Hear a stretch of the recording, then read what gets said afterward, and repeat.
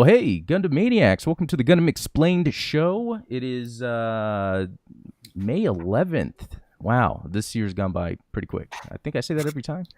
No, but I'm your captain, Adam Blue. I don't think I've ever said that before, but the co-captain, Steven. Good to have Cheers. Steven on. If you guys missed it yesterday, Steven and I on his live, next step in his diorama, we're looking at, just different aspects of this diorama. You're putting together a lot of cool LED stuff that kind of blew my mind in terms of how to simplify that part of customizing.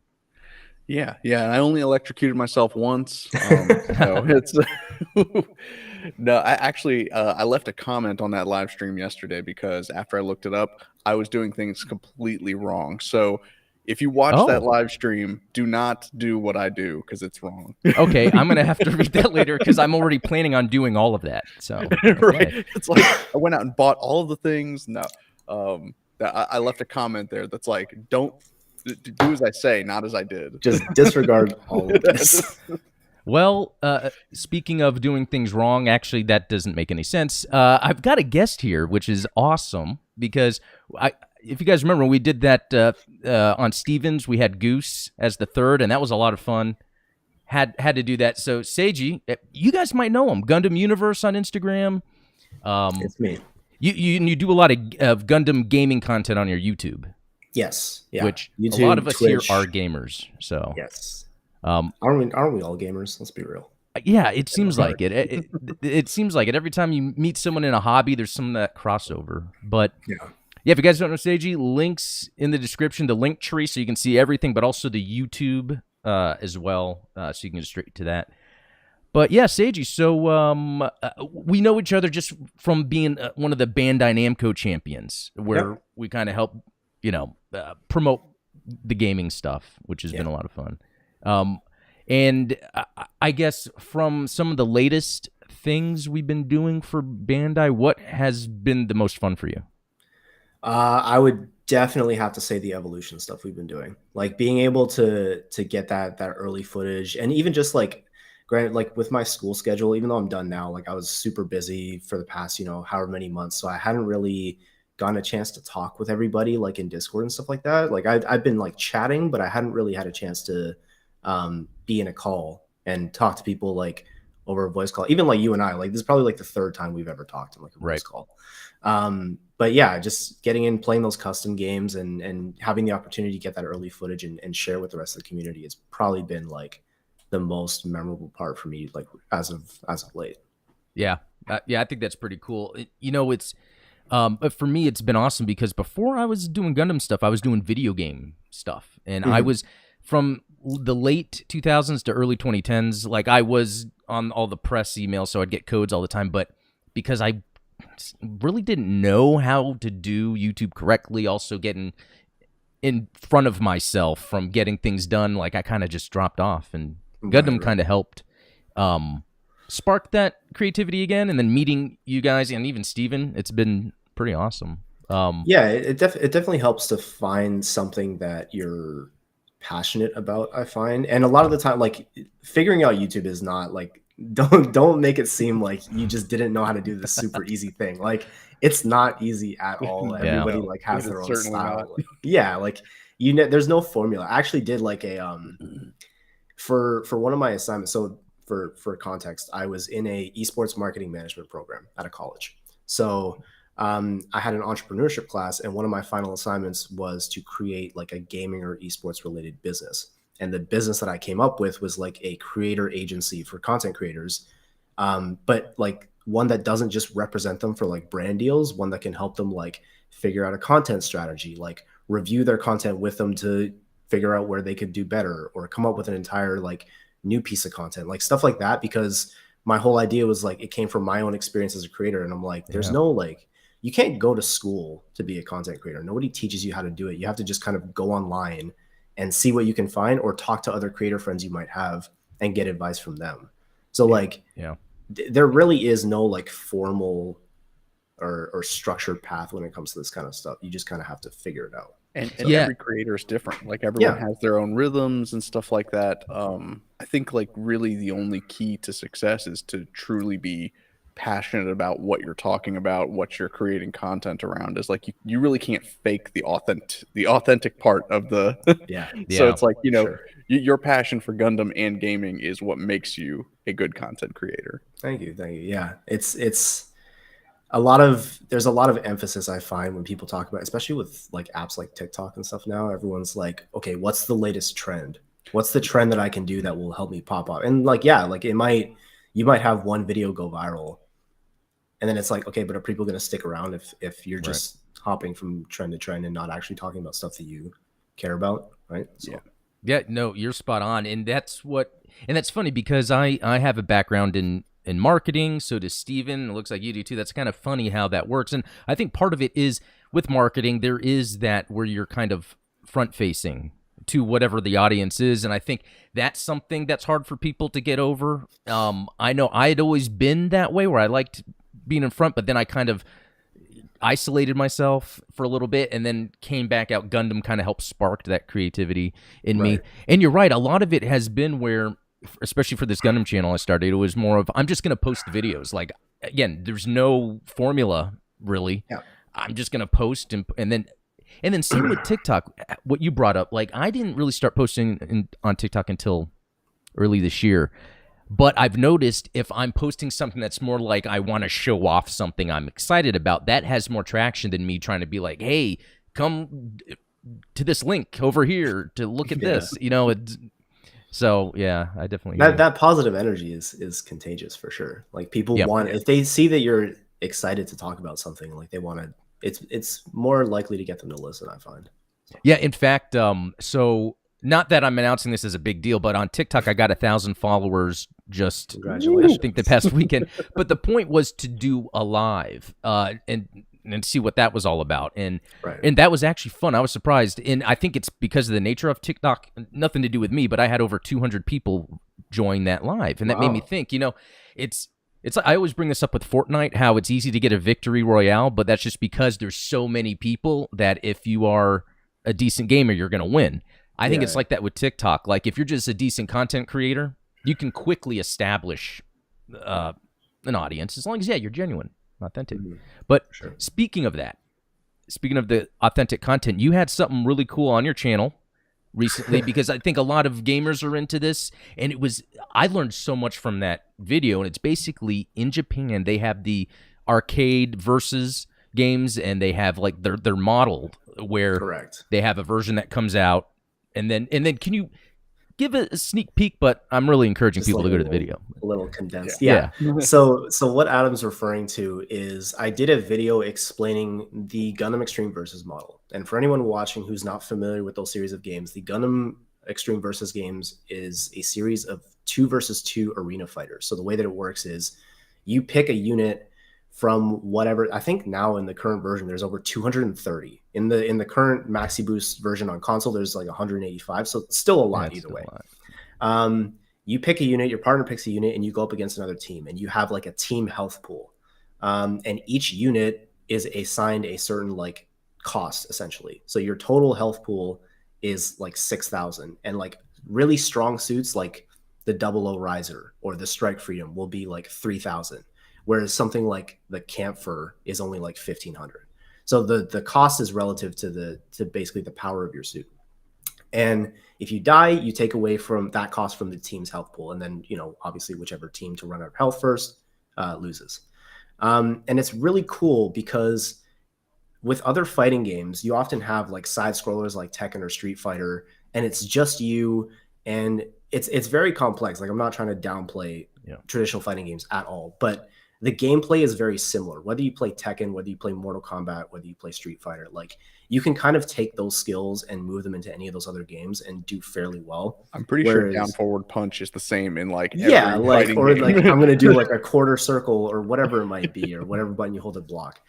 But Gundam Extreme Versus is a 2v2 arena fighter. So you have a fixed camera where you're locked onto either one person or the other, and you kind of move around, and it's a lot more about movement because, you have to worry about your boost, which allows you to move around. You have to manage that resource. You have like a power up gauge that you have to manage, all your ammo, stuff like that.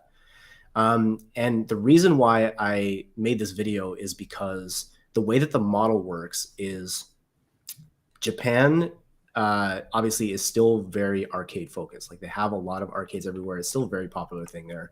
This game has dominated Japanese arcades for like 2 decades now. And because of that, they don't port the newest version onto like PC or onto console over here in the West. They have the newest version exclusively in Japanese arcades. And then, so right now, the most current version on console is Maxi Boost On, and that came out in arcades in 2016. And it only came to console in like 2020 or 2021. So there's like this weird staggered model that they use where they only release a version on console after there's like 2 other versions at least in the arcades. So I basically just wanted to make the video to talk about like why that is, you know, why it makes so much money there. I even did like a little cost comparison. And then also I found this blog post and it's interesting because it completely changed the way I wrote the video. I found this blog post like randomly on Twitter where whoever wrote it talked about why they actually should move towards a home version. They talked about like the lowering interest in arcades that's actually happening now, how like they're not seeing as many players there anymore, how their costs are increasing, things like that. So I basically just tried to take it and analyze it from both sides just to give people more information and educate them a little bit. Because like you said, like you had never really heard about this series. There's lots of Gundam fans that haven't heard about it. It's a very niche part of an already niche fan base. So yeah, that's interesting because I've played on PlayStation like Versus and then the new one, not knowing that it's some sort of arcade phenomenon. Like, yeah, and you know what? It's fun. It reminds me of Power Stone. I don't know if you guys remember that from back on Dreamcast. Yeah, I didn't know because it's kind of like a arena fighting game in a way. They made 2 Power Stone games and then they stopped, and it was like, man, those games are fun. I to be honest, they are good games. I just like GBO2. I play a lot of that, and then I don't even have time for Gundam Evolution. And then Zelda's coming out this week, and I'm not gonna have time for anything. Yeah, there's so many Gundam options, and then aside from all your other gaming options, so I totally get that. I think the biggest hurdle when it comes to the Versus games is just that it's such a high barrier to entry. Like, you know nothing about this type of game. Like with GBO2, you're like, okay, this is a third-person shooter / PvP okay, kind of familiar. Yeah. Evolution, this is a first-person shooter. Yeah. It's got Gundam skins on it. It's a first-person shooter, and it plays like Overwatch. Yeah. This is something just like totally different. Like most people have never played anything like this. They have no idea how it works. It doesn't help that the game doesn't do a good job of explaining to you how the game works at all. There's no good tutorial. There's no like detailed combo list like other fighting games. There's no like replay mode or training mode, that lets you see all your inputs and stuff.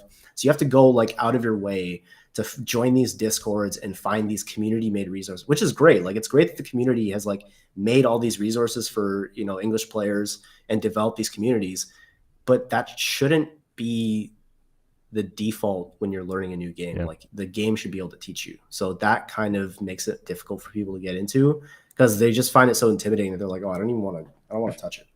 Well, and playing like online, there's no like rank system the way that there is with GBO2. It's like you go in there and you're automatically playing against people that are going to thrash you. Because a lot of that is because like there's the player match mode and then there's the ranked mode, and the ranked mode outside of Japan has been dead since like 2 months after the game's launch. Like it's just like what's happening with Gun Evo right now, where Japan there's still tons of people playing ranked over there, and people here have to join the Japan servers just to find ranked matches. Like you can't find ranked matches in NA. So it's like I don't know why that happens, but unfortunately it does. Yeah, that's interesting. I love video games in general, but this Gundam stuff is fun, and so if you guys haven't figured it out by now, check out Seiji's channel. Lots of Gundam gaming stuff. And actually, we're going to go to a news item here real quick that is related to that. But first, I'm going to do some shout-outs because we got Robert, as always, in the chat now that he's back. Neo X, good to see you. Shirt Lad, good to see you. Ultronymous, LeBron Fett, love that name. Rogue Newtype, Travis Wadlow, good to see you. Goose is in the house.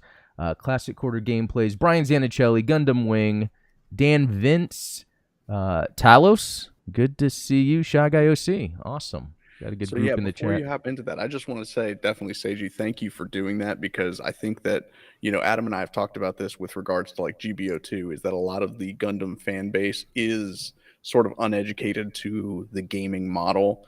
And so, we're always like defending developers, is like saying like Yeah. they're not lazy, they're not Yeah. trying to screw you. This isn't like some conspiracy that like, oh, Gundam just hates Western fans. It's like, this is my no, favorite there's a conversation. culture. There's Yes. there's things that you're not considering. Yeah, I run into like, and to be fair, like that's not just a Gundam thing. Like No. it's Yeah. definitely like there's a different element to it, in the sense that because Gundam is like so focused in Japan, people think that they only care about Japan, whatever. But like me, like Adam, I know I'm a huge Destiny 2 player. I love Destiny 2. I played Destiny since the beta in 2014. And same thing, Bungie gets all this like hate from these Redditors and armchair developers that are like, Bungie's so lazy, they won't fix the game, they're taking away all the stuff we paid for. And it's like, these developers aren't like maliciously trying to screw you over. Like, I hope you like, no one like goes to work and they're like, yeah, let's screw over our customers. Yeah. Like, It's that's crazy. not a thing. Yeah, because like, I would go to the subreddits of GBO2, and then people would complain so bad, and I'm like, why? Luckily, I met Talos, who's a Lord Mobius on the Discord server. He is a phenomenal GBO2 player, but at the same time, he can look past all that, and he can get a better understanding of like what the developer intent is, or if someone on the subreddit is complaining about a component of GBO2. Like, he can usually explain it to me where that person's just not good at something. But, it's how it is. I mean, I learned that pretty early on, as I was like, man, I just hate GBO2. It's such a terrible game. And I was like, wait, maybe I'm the one that's bad. Maybe I'm bad. Maybe am I the problem? Yeah. That's funny. That's okay. Well, moving on. Yeah, and this is the first time doing like the 3-person thing, so it looks all funky. Whatever. Cool. But so what's cool is, speaking of games within SD Gundam Battle Alliance, which I think is a fun game. I mean, it's interesting on Steam seeing the mixed. We're probably getting that flashing again, guys. Sorry, another bug. If anyone is sensitive to seizures, just let me know. But I think a lot of the mixed had to do with it being SD. People complain, and I brought it up again and again. I get it, but what's cool is the fact that this wasn't even planned, this aerial DLC, and that they've decided to release it. I know, Seiji, you and I had some time with it. Mm-hmm. I don't know how much we've had. I haven't had too much. I played a mission to kind of check out the weapons, which seemed pretty cool. It's a sharpshooter. So it's mainly focused on range, has some cool melee combos that the bits fly around and do damage. Yep. Lord Talos was actually saying that the block of one of the sub things is like it's a full shield, the first sub weapon. Yeah. Yeah. And apparently it completely blocks beam weaponry, which is pretty cool. I hadn't fully tested it, but it'd be cool against like a boss. That would be a good... Because there's instead of actually using your guard meter, I guess, because I was wondering that too, because that was kind of my issue with when Moon Gundam came out, because I was like, I would much rather have another like attacking sub weapon that I can combo with, as opposed to like just having a shield. But I guess I didn't think about it that way, where like, if you have like, if you're fighting the Big Zam or something that has like a huge beam attack, you can use that to kind of just block it without using your guard meter. So I guess it has some utility here and there. Yeah, it took me a second to really realize that, because a lot of times, I think it's mainly when I'm sharpshooter, I always use that where you guard and press Y or triangle, depending on what and it refills your weapons. Like, I love when I'm sharpshooter to do that. And what's cool about this, too, is you can still do that, but also have a kind of a shield, because sometimes when you're getting attacked, you would use your meter to do the counter. Yeah. This way, you can use the shield and still have your meter for ammo. So I do like how there's a variation in that. I think, Talos also brought up the Moon Gundam does that too, and I hadn't used that suit, so I didn't know that. So there could be a lot more variation in different suits that I just didn't know about. Yeah, and I do like how kind of it offers for different play styles in a sense. Like when I'm using sharpshooters, there's one skill that I tend to always use, especially with something like Banshee Norn, where I don't remember the name of the skill, but it basically gives you a chance to not consume ammo for your sub weapon when you use it. I have that equipped. Exactly. So I do that so that when I'm spamming my sub weapons back and forth for like single target damage, like if I get lucky, I can spam them a bunch of times in a row without running out of ammo. But now with something like aerial, like, okay, it doesn't make sense to use that because, you know, you're not going to be able to cancel between the shield back and forth. So now I can use that skill slot for something else. Yeah. Right. So it allows you to like switch up things a little bit, which is nice. Yeah. No, I agree. I really like, you know, and it could be that, you know, this isn't a live service game. This is, you know, a full price game. It has a lot of content.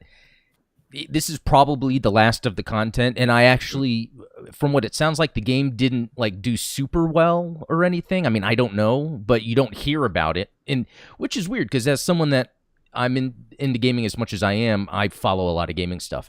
Yeah. These Gundam games, except for Evolution, never get noise. Like, ever. Not really, no. Yeah. I do think though that, yeah, I think that's a common misconception about Battle Alliances. A lot of people are like, why did they drop support for this game?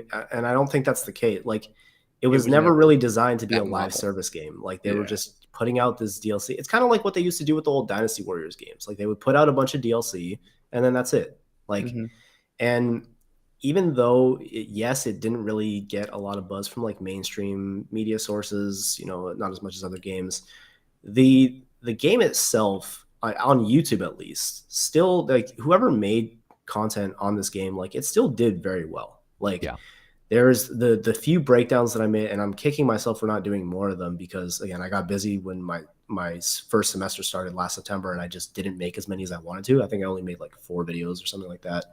But for a while, the tips video that I made for beginners was one of like the most viewed videos on my channel. So like, it clearly had a bunch of attention from new players. It's just that because it's, you know, now that people have played all the story, they've done all the things that they need to do, there's not really that much of a reason to talk about it anymore. Although I think I saw when I was just searching up like images for my thumbnail for when I make my aerial video, like it even got coverage from Forbes, like that it was getting added to the game. So like, it's still, even this late, it's still getting some attention. Forbes has a Gundam stand that writes for them. Good old Ollie. Yeah. Ollie. Yeah. There you go. Love Ollie. So I think that you bring up a good point, is that, you know, Ariel is bringing new coverage to Gundam Battle Alliance, and I think that there's a reason for that. You know, could be to renew some interest in the game. You know, like you said, since interest has kind of died off on it, and I think that the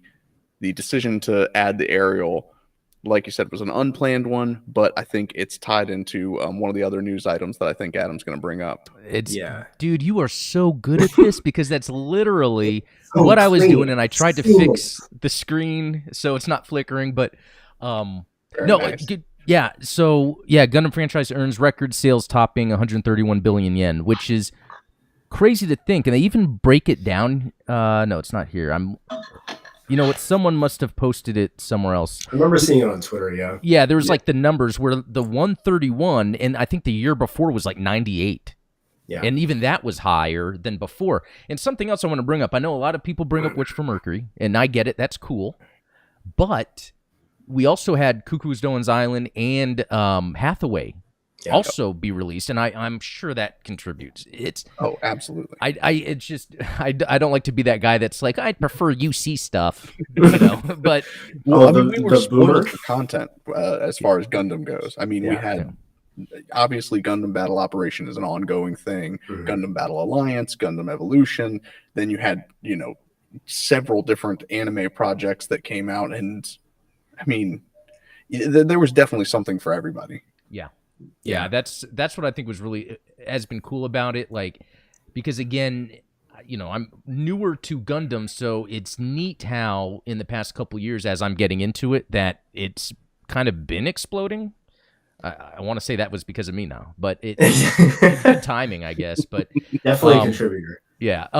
But no, the other interesting thing about it is how, like, for Witch for Mercury, I'm only watching it because I'm covering Gundam stuff, and I've just been getting into anime, so really I've been enjoying the sci-fi of Witch for Mercury.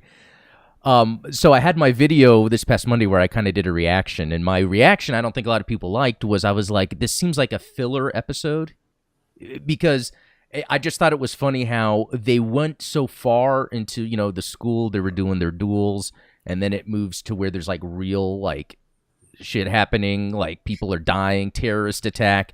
Mm-hmm. And then last episode was just about another duel. And I'm like, what? Why are we doing duels? There's been like an attack at a school with guns, and that's like a topic of in our real world. And I just find it funny how they're going back. So it's like, that's an example, I think, of where sometimes the episodic storytelling, it tends to milk certain aspects. And then I'm like, you know, again, don't want to hate on it because I've been enjoying this as someone that doesn't watch a lot of anime. Seiji, what's your general take on Witch from Mercury? I'm a big fan of the series, honestly. I think a lot of people get too focused on the wrong aspects of it, and that's where I'll stop with that topic of conversation. But Good. I think, to your point, like I can kind of see where you're coming from, and I think some people also felt the same way. And just in general, the whole dueling aspect, and a lot of the comments that I see about this series on my Instagram, on Twitter, they all, not, I shouldn't say all, but some of them, they don't like the whole school setting. They don't like the whole aspect of the duels. They're like, oh, this is a slice of life, girly anime. Like, this isn't Gundam. This is my favorite. I mean, I made this stupid meme on Twitter a few weeks back. My favorite is when people go, this isn't real Gundam, because that's the same thing that they used to describe like the Build Fighter series and stuff like that. Like, it's just people that use the term real Gundam to me are just people that are trying to gatekeep for no reason. Yeah. But because when you watch Witch from Mercury from the start, and granted, it helps if you have read like the novel for the first opening as well to get that kind of context. But you can tell from the start that there's stuff going on in the background. Like, it's not just about this girl that's going to school for the first time. There's more to it. Right. And even with this, you know, this most recent episode with this duel between Guel and Soletta, like, yes, they're going back to dueling. Like, why are they doing this? But at the same time, we know that this is Prospera manipulating Soletta, manipulating Miorine to further her plan, whatever that is, because we clearly see it's not ever explicitly stated, but in that duel, it seems like Ariel hits that permit score 8 that Prospera was talking about for her plan. So now it seems like she either has no more need for Soletta, or the far more likely possibility, which I've seen a lot of people talking about, is Miorine is trying to help her by like pushing her away and trying to get her away from everything that's going on, her, Prospera, all of it. But I think by doing that, she might drive Soletta further towards her mother, because that's the only support system she has left. So we'll see what happens. A lot of people pointed out, I saw one tweet. Yeah. This was insane attention to detail. I didn't notice this at all. Apparently, when you look in like the Ariel's cockpit, after Ari says, I'm sorry to Soletta, like the version says something along the lines of like version Ari. And then when the manual override takes over, it says like version 2.0. So some people think that Ari has been transferred out of the Ariel at this point, which I didn't even think of. So yeah, that's interesting. It's very interesting where they're going with the whole like potential like spirit, you know, kind of that Newtype thing, but the being or whatever. And yeah, I guess one interesting thing is, I have no idea then what's going to happen next episode. No idea. Well, that kind of makes it exciting. You know, that's something that that I've been talking about in the dissecting series is like, you know, when it comes to anime like this, that they're not basing it off of a manga, it's really hard to say that there's such a thing as a filler episode, because like everything, I mean, I don't know if you guys, again, I'm going to defend animators. It's like, if you've ever done animation, you know that it's not worthwhile to animate an entire 22-minute episode of a show for no reason, just to like crank out content. Right. Seed exists. No, but right. You just recycle the same footage of the Ariel doing its attack. I mean, so like, you know, you think about like Dragon Ball, and you know they had filler episodes and filler arcs because they were waiting for the manga to come out in order to adapt it. With something like Witch from Mercury, there's no like content that they're waiting to come out. So it's like this episode, if it feels like it's taking a step back, it's doing an intentional step back that I think is kind of creating a bit of that like quiet time, because you don't want to have like action all the time. Like sometimes you do have to withdraw a little bit, let the audience breathe, and come on, let Ghoul have a win. All right. Yeah, like, that's the coolest thing for his character. Like he's become the most interesting character to me. Like 100%. Even at the beginning, it seemed like he had this dualistic sort of mind. Like he was forced to be a certain way. He had these expectations, but there was this person he wanted to be. Yeah, and I think he saw that with Soletta early on. It's very nuanced. Like I feel like that's kind of the best character. But you're right. You know what? I think people don't like that filler word. But I got to admit, and I brought that up in my video, they tend to plant things that don't make sense or open threads that don't make sense. And then later on, they'll close them. And it's like, that makes sense. That was one of the things that I talked about in like when I did my season 1 recap thing. Mm-hmm. It's like, because that's a very difficult thing to do. Like it's a very touchy subject to leave questions with the audience, right?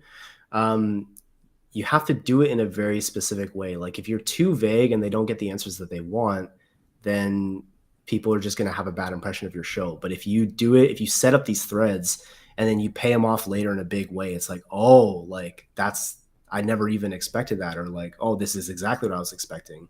So one of the things that I pointed out in season 1 is that there's still a lot of things that we don't understand about the world of G-Witch, but it seems like they're setting a lot of things up to pay off later down the road. So, yeah, I can't wait. And even how you guys were bringing up, like sometimes episodes have to breathe or have action. Like the episode before this last one was incredible when it came to action. And then or the one before, I forget which one, where they were on Earth, and I think that was the last one with Google and all that. Yeah. But anyway, no, it's cool.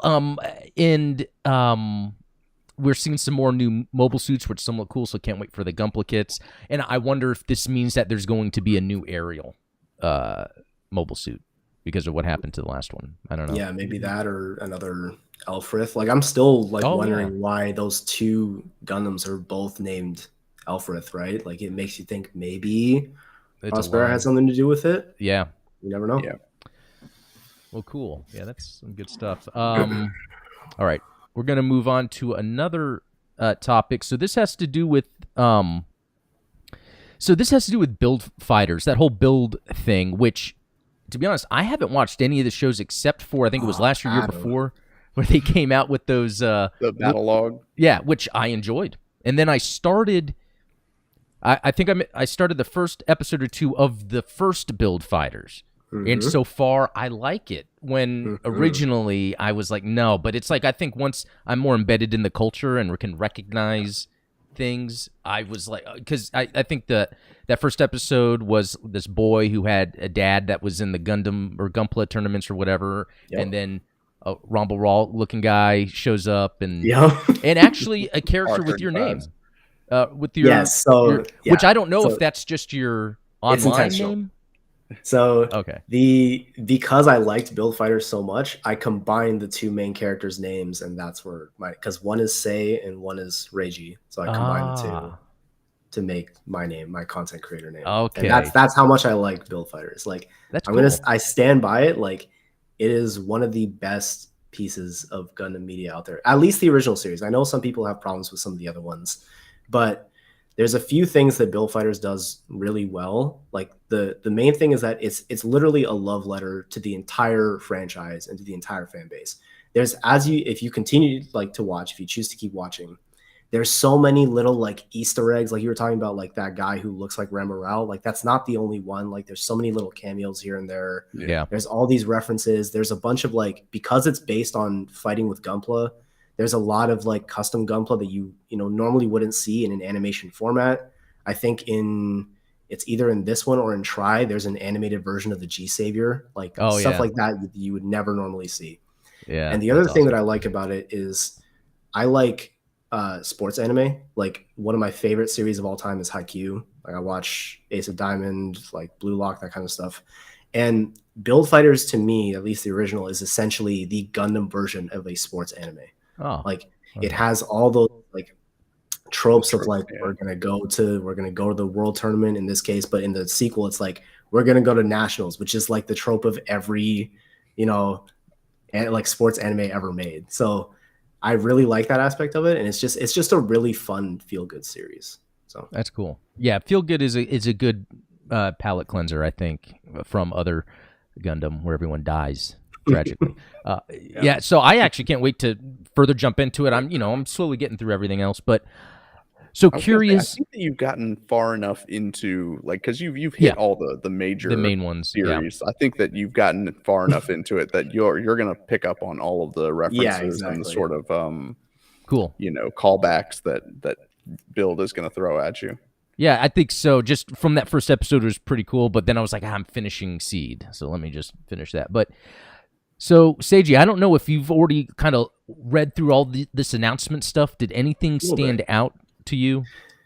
I mean, the one thing that I did kind of like was how I didn't expect the main character to be, from Hawaii. That's one thing that kind of stood out to me. And he named his Gundam after like the La it's a specific sun in his language, which I think is really cool. Mm-hmm. And just like that kind of admiration for Japanese culture. It kind of reminded me of that meme where it's like the thing and the Japanese thing, and it's the guy like freaking out. But I haven't seen that. You'll have to share that later. I'll show it to you later. Yeah. But I mean, like main character looks cool. The thing that I'm probably most excited about is one, whatever that custom Barbados is in the key visual, and two is the fact that we got a new Gunpla for each of the 4 protagonists in each build series. And the story says like he runs into past champions of Gunpla battle.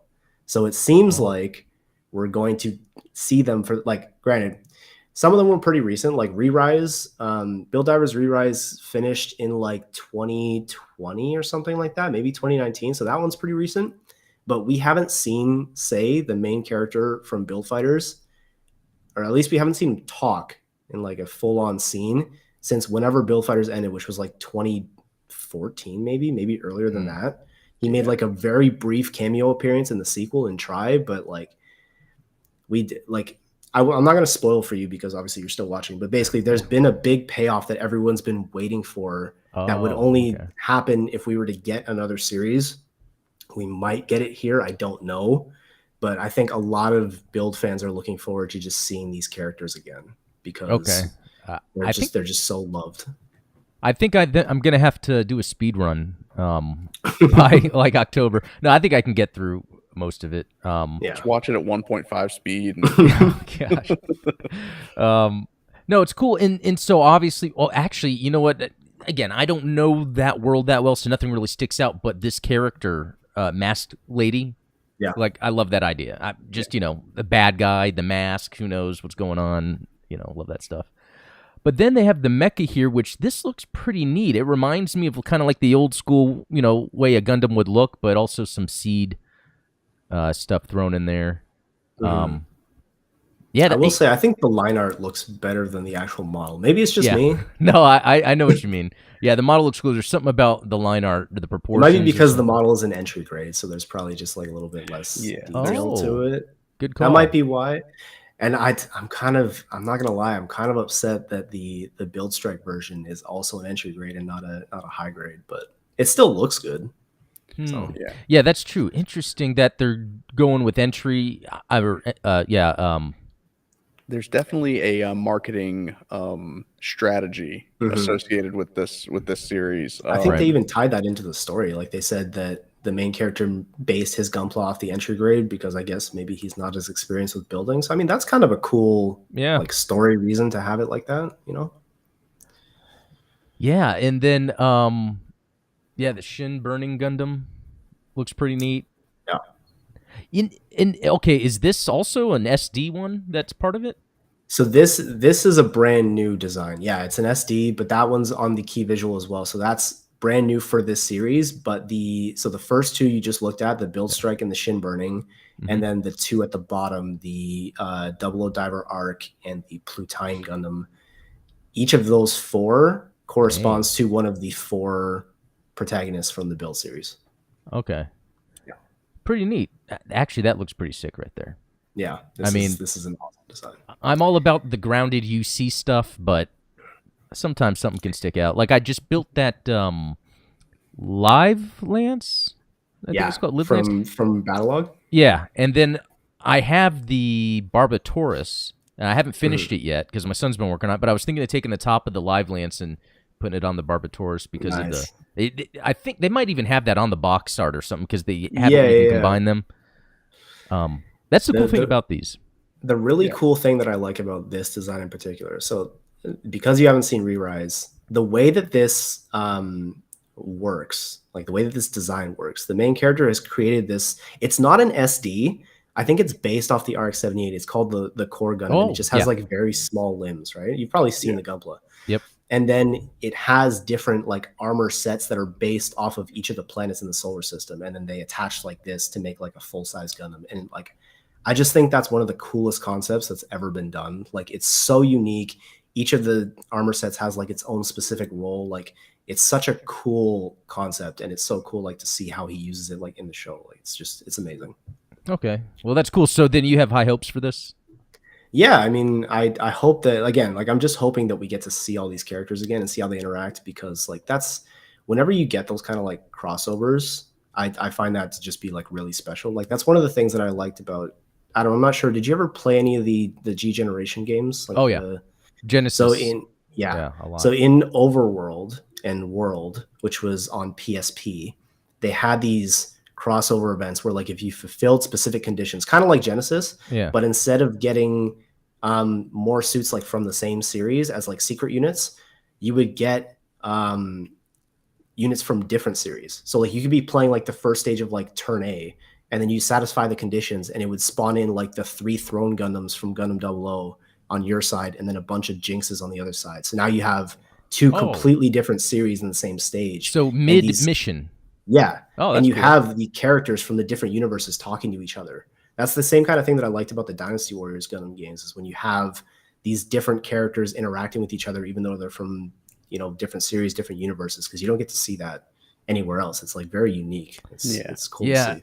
It's funny how much I never cared about that until I did. It's like I get into Gundam enough. I didn't know I needed this. Like in the Muso games, where it's like you have like all the Char clones in one level, and it's like exactly. You have this whole storyline of like it's like the Spider-Man meme where literally, or like one of the most famous ones that you see on like Twitter or on YouTube now is like the old version. It's from the very first Muso game, and it's Puru 2 and her Cubile doing the whole Undefeated of the East like dance there. Not dance, I shouldn't say dance, but all the poses with Domon, and she's doing that in her Cubile. It's hilarious. Like you can't not look at that and not laugh. So that's cool. Well, cool. Yeah. In I have grown to like enjoy that more, where like I was saying, like getting into Gundam, UC was the main thing, and then I had, in my mind, it's like I can't cross the streams, but in overtime, it's kind of fun. Especially the SD Gundam Battle Alliance. Someone posted a video of Soletta reacting to all the characters, and it's hilarious because she acts the way she does in the show, where she gets all nervous and doesn't know what to say. I never thought I'd care, but it's really funny stuff. When you get those crossovers, it's cool. I remember there was one when we were waiting for the game to come out, like some early footage came out, and one of the conversations was between Mika and Amuro, and it's Amuro in the new Gundam, and Mika says to him, he says something along the lines of like, what are those things on the back? Like, don't they cause you to fall over if you get caught by a gust of wind? And Amuro says something along the lines of, like I didn't think of that when I designed it. Maybe I should take that into consideration next time. Like, it's just something you would never think of. It's like benign, but it's just funny, or kind of adds to it. Yeah. No, that's cool. All right, so now we're going to get into some, technical lore stuff. So one of our supporters, Sway, shout out to Sway, huge Gundam Evolution player. Really good at it, plays on our server. So if you guys are ever wanting to play some Gundam Evolution, we have a group that plays a lot. Anyway, he was asking, like, can you guys just explain to me the whole development history of the Zaku? It's like, well, I'll do this. There's this condensed version that seems to be pretty cool. We're going to go through. There's so many of them. Yeah. But that actually gave me an idea, because lately I've been doing videos where I'm kind of going through development history. I did the Pale Rider recently. I'm going to do the Zaku next. So thanks, Sway. But I wanted to talk about some of these because I was looking at some initial ones. And, here's the Zaku one. We know the Zaku one. Classic design. Yeah. Yep. Which moved to the classicer.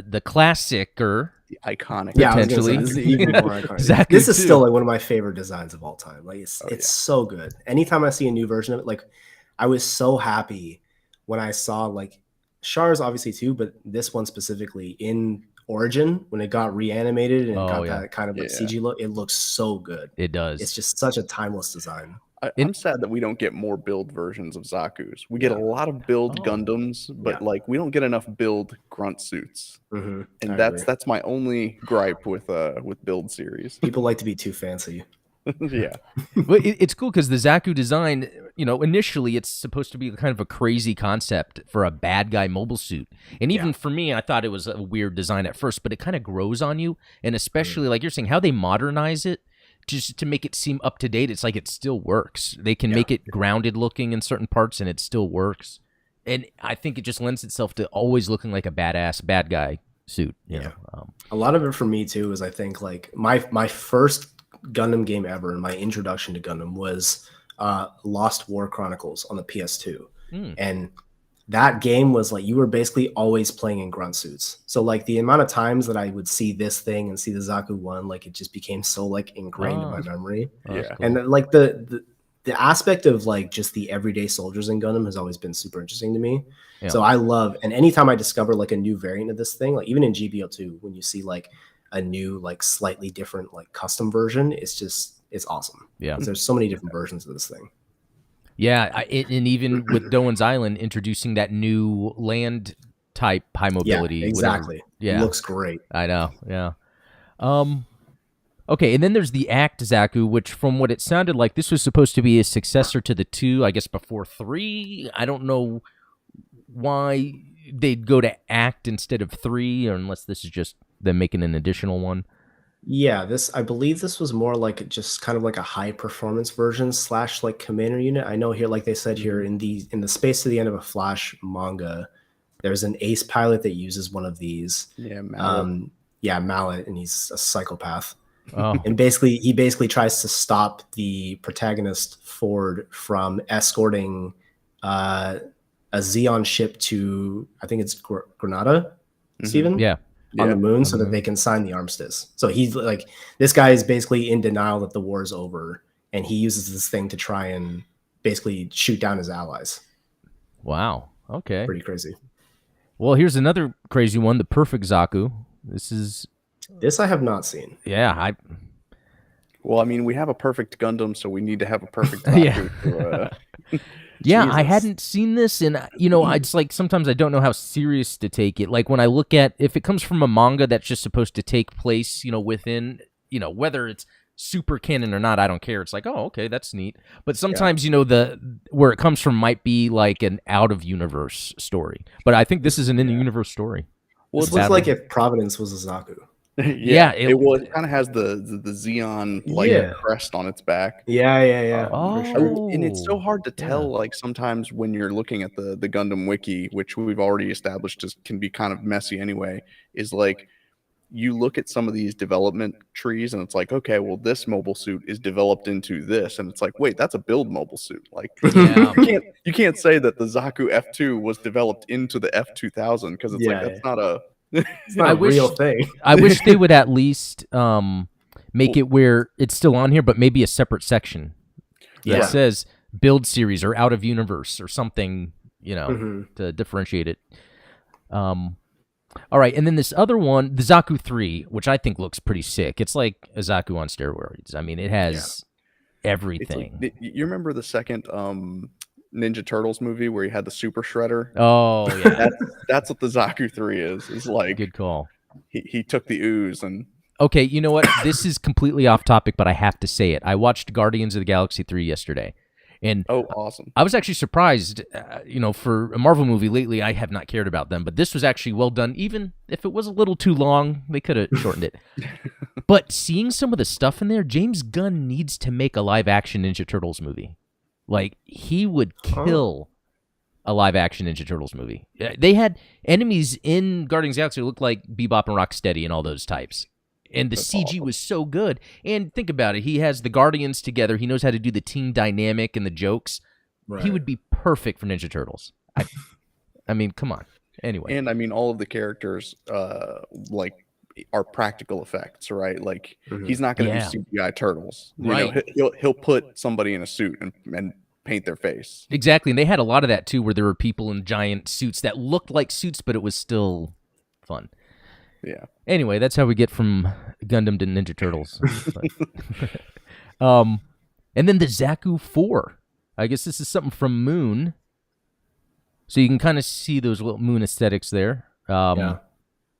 I mean, so I guess this is the base version, and then there's that one there's like the melee version as well, right? That's gray. I think it belongs to an Ace I was Pilot. gonna say there's a Zaku 4 that's like gray and has funnels and like that giant. There it is. Yeah. Yeah. Yeah, that looks thing awesome. Is the trunker. I remember playing that in GBO2, and I was like, this is the definitive Zaku experience. Right. So then it seems like, from the Zaku line, parallel to that are the Doga line, or is it a Gira line? You know how they have like those the Gira line. Yeah. So I think they were kind of created as like the next generation of Zaku almost, because like the Gira Doga looks very, very similar to a Zaku. I don't know the specific, like I could be wrong. Someone in chat. I think that so you end up having these like different development trees where it's like, you have the Zakus that were captured by the Federation after the 1 Year War and were developed like into Hyzax and that sort of tree. And then you have the like Zeon, the Axis Zeon that started developing in the Gira, Yak Doga, Gira Zulu, that development tree. And then you had like the Republic of Zeon that had their own thing going on. So that was where you would get like, you had all these different branches from just the core Zaku that well, because it's interesting because then by Hathaway we get the Messer, which such a good design. Yeah, and that seems like again, I love the Messer so much. A next generation sort of what a Zaku is supposed to be. And I wonder, like, what is a Zaku supposed to be? Is it just supposed to look like a scary, menacing suit? Is that like, here's the scary, menacing grunt suit? Whereas a GM is not scary looking. That's like you could ask, like, what's a Gundam? Does it have to have a V fin? Yeah. We had a discussion on that a few weeks ago. Yeah, it was pretty good. I'll have to send you that one. It was pretty good. But yeah, I wonder if the point of the Zaku is really just to kind of show that kind of scary frontline force, and that's where the Gyaradoga then was that next iteration, and then the Messer that next iteration. Yeah, I like to think that maybe, like, names aside, the Zaku has like a pretty distinctive look, right? Yeah. Like it usually has that spike shoulder. It has like the tubes that connect to the face vent, stuff like that. And I want to say that, whether it's by the designer's intention or in canon, they probably want to like keep that kind of aesthetic at least to kind of stay true to their roots. Like, even though the Gyaradoga is different from like it's not named as Zaku, it still has those defining features, right? Yeah. So maybe it's just about like, it's kind of like how the gym was made in the image of the Gundam to intimidate Zeon forces, right? Like that kind of imagery like carries power in a sense. Yeah. Yeah. And then after that is this interesting RF Zaku that was used by Mars Zeon. So this was when there was, a group of Zeon that were at Mars. So their development was kind of stayed in a certain spot in a way, I guess. And so when they started invading, I guess it was in UC-0122, they came to invade the Earth sphere with these RF Zakus, and that's pretty neat. Yeah. Because it's like bringing them back. Retrofitted DOMs and Zaku. I was gonna say, they had DOMs as well. Did they have goofs maybe too? Like, I think there is an RF goof. Yeah. Wait a minute. I'm not super familiar with like the late UC stuff, but the F90 and the F91 side stories have some pretty interesting suits. Yeah. Steven hates late UC. Hates it, and I can't stand it. No, he hates it. Well, so and it's funny because you see all these like what you might call improvements on the Zaku design. You've got the RF line, you've got the Gira line, but there's only one Zaku variant that shows up in Turn A Gundam. So after all of the centuries of the dark history and like every Gundam universe converging, they dig up the Zaku 2, and that's the mobile suit. And isn't it named something totally different too? Yeah, the guy that the benefactor that digs it up, his name was like Borgia, and so they called it the Borjarnen. Oh, okay, I see. Wow. So. Well, yeah, the late UC stuff is pretty interesting because not only did they have this guy here, but check this one out, the Zaku 50. I remember, I first saw this in one of the G Generation games when I was a kid. And I was like, what am I looking at? Yeah, it's interesting. And the idea is it's only from the games, right? Like it's not. It's a SD Gundam G Generation, but like even then, like there is credibility for this being a real thing. 130, Anaheim Electronics. So I guess they were still around, just not by then. SNRI was the bigger guy or something, but the idea was they developed this as a 50-year anniversary of the Zaku 2, but it's made by Anaheim Electronics, so that tells me it's the Zeonic sympathizers that had been folded into Anaheim. Probably, yeah. It goes back to that operation. Wait, is that Paperclip where the German Nazi scientists come to NASA? Like, think about it. Like in 50 years, they celebrate like a German tank, and it'd be like. I mean, let's not pretend like Anaheim wasn't always like only on the side of the Federation. Well, yeah, that's what I'm saying. It's like this is everything. It's almost like they're showing that would be an amazing side story, like to follow an Anaheim sales guy, like Lord of War style, going and selling weapons to both sides. Yeah, no, I mean that's one of the other interesting things about how much they talk about that as a plot point in a lot of these shows. I had, most people know I finished Destiny recently, and I liked how that chairman dude basically said it word for word, military industrial complex, and we got to stop it. But anyway, it's just funny how they would make an anniversary suit, Anaheim would, of the Xeon. So yeah, kind of crazy there, but that's actually it for the news part. But when it comes to like the Zaku development history, I'm going to make that a full video here soon, where I'm actually I'll go through each one and make that little PDF for supporters. And we're near the end, so a couple things real quick. For supporters, I have a new thing out. It's doing commentaries now. The first one, it's up. It's for the MS team. I just did it where I just recorded audio and I say when to start the show. But if guys, as you listen and have better, ideas of how I could be providing commentaries, just let me know. I'm honestly, it's not like I can throw up the show on YouTube with me talking about it. It's going to be taken down. So there's that. And then, of course, Steven's stuff, links in the description. Every Wednesday, we do his live. We could be working on his dioramas or working on the video game stuff that we've been working on, so you never know there. And then, Seiji, all the links are in the description. Anything else you want to promote or bring up? I guess sub to me on YouTube. Yes. Check me out on Twitch. I'm trying to stream more on Twitch lately, so I do mainly Gun Evil. Mainly, if you heard what I was talking about earlier, you want to see what the Extreme Versus series is like, come watch me play Mbon. That way you can see it without having to buy it yourself, or check out some of the videos that I have on my YouTube, and you can see what it's all about. Cool.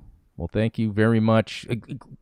Thanks for being here, really, because thanks for having me. This was super fun. Having a third person, I think is fun. Like Steven is boring when it's just him. No, it does. I feel like we touch on the same things. Like, I always call the third chair like the tiebreaker, because Adam and I just agree too much. We agree too much. It's like, we want like an open world, non-linear Gundam game. It's like, no, I want an esports guy on here to shut us down and say like, you guys are idiots. Stop. Yeah, the other person is like, yes, and then you're like, okay, that's all we have for the conversation. What do we have next? Yeah, I know. It's like, let's debate a mobile suit. No, we both like it. No, well, Zaku's good. I think so as well. All right. Well, cool. Well, yeah. Anyway, guys, thanks. Yeah, check the links in the description and everything. Hope you all have a good day. We will talk later. Thanks, guys.